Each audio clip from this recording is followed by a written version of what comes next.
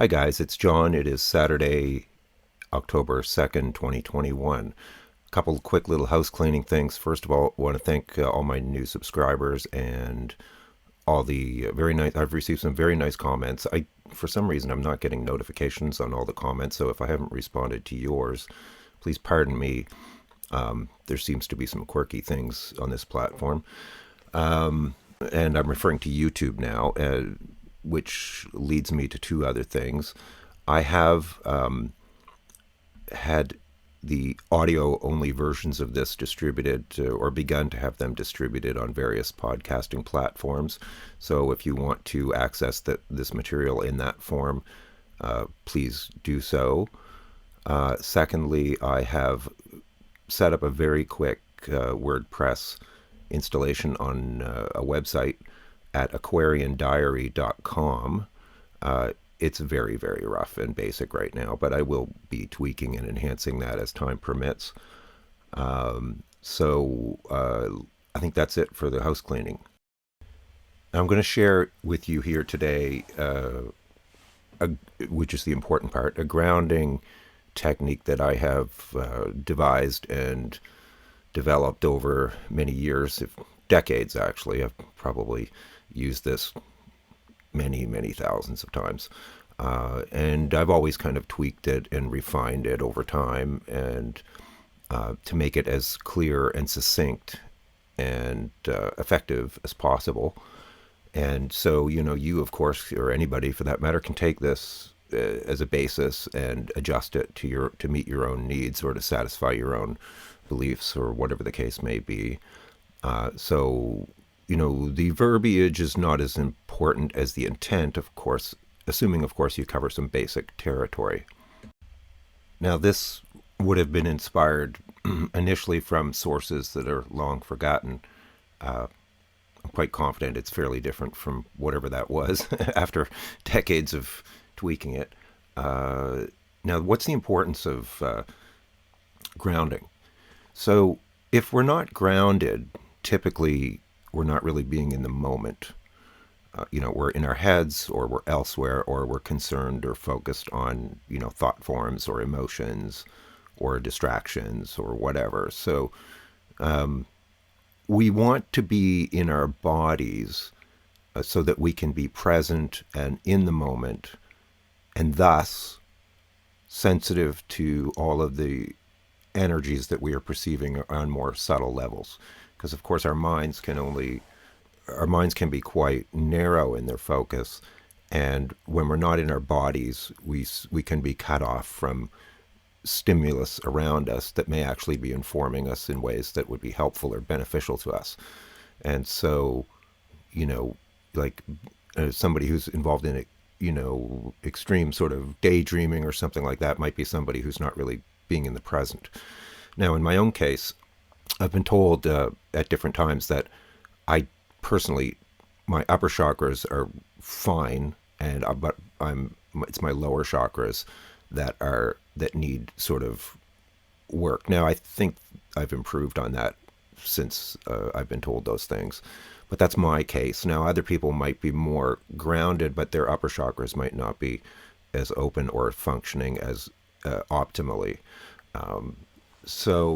When we're grounded, we have our root chakras are functioning in a healthy way, and this keeps us in our bodies and keeps us present. So grounding is a core fundamental practice, and based on my own personal beliefs, it should be done before any kind of spiritual work. If you're doing more advanced rituals or you're doing any kind of ceremonies or even like meditation or whatever. So I will actually stop and do a shortened version of this, sometimes several times throughout the day, depending on how I feel. Because we kind of fluctuate. Some days we're more grounded than others, and depending on what's going on. So anyway, this is like the number one most important thing is being grounded. And another thing is I'm going to be talking about Gaia, which is the way that I refer to planet Earth. In my belief. The planet is a living being in the same way that I am. It's just in a different form, and I actually think that's true for probably every planet in the universe and sun. These are intelligent beings who we can connect with on various levels depending on how on our capabilities and our consciousness. So in my practice, because I often do prayers for Gaia as well as I've mentioned before, and I do this grounding technique. So I personally have over many years developed this very sort of what I feel is a very deep relationship with Gaia, and so when I connect to her, I literally feel it very powerfully, and it can be quite emotional at times. So, some people might be able to connect to Gaia on that level instantly, and other people it might just take time to sort of open up and develop that relationship. It doesn't really matter. It's the Earth or Gaia is always there for you anyway. It is the source of our existence in 3D reality here. Our food, our water, our air, the environment that we operate within and live and work within is all part of this beautiful planet. So it's important to say that. Now I am going to produce another version of this video, which will just be the actual grounding text or verbiage itself without all this commentary and explanation or instruction. So that, and I'll leave gaps so that there'll be time for people to repeat what I say. I have this, of course, memorized, and have for a very long time because I've done it so many times. But if this is new to you, then it'll take you some time to kind of memorize the text or the words. And so at about the same time as I publish this, I will publish that, which you can stream and listen to if you want to practice.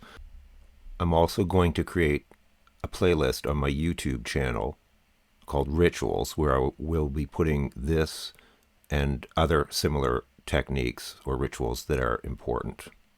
I'm also going to put the text of this, some instructional text, as well as the actual ritual itself, or technique, however you want to describe it, on my website, and I will provide a link to that in the description.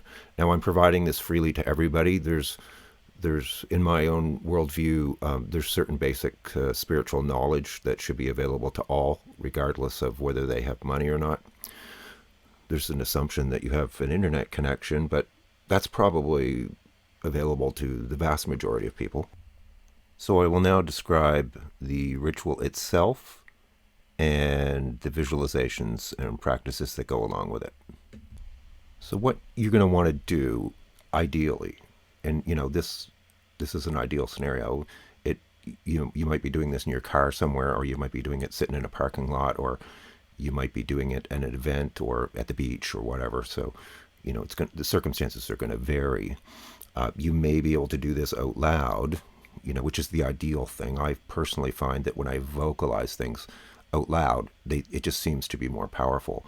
But if I'm around other people who I'm a little uncomfortable about doing these kinds of things around, I will do it. I can whisper it sometimes, and then other times I just say it silently in my head. They all work. They all, but again, my own personal preference is to do this out loud when I can. So what you want to do, so here we'll start at the 9-minute mark roughly. What you're going to want to do is relax. You're going to want to sit quietly, place your feet on the ground if possible. If even better, if you can do it in bare feet or take your shoes off. And even better if you're outside or, actually touching the earth. That's wonderful and lovely when you can do that.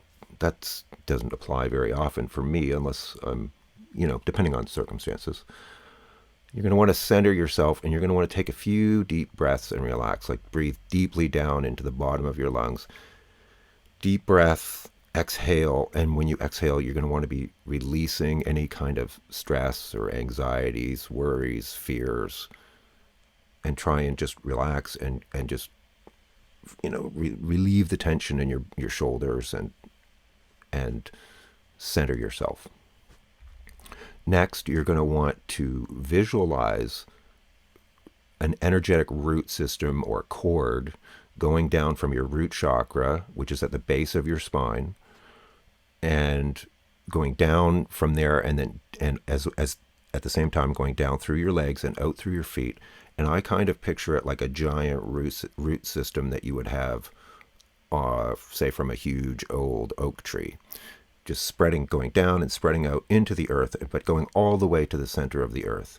And in my case, I kind of visualize it like lightning, but it's not highly charged like that in the same way. It's a soft and gentle connection, and so I am sending my energy right down into the earth.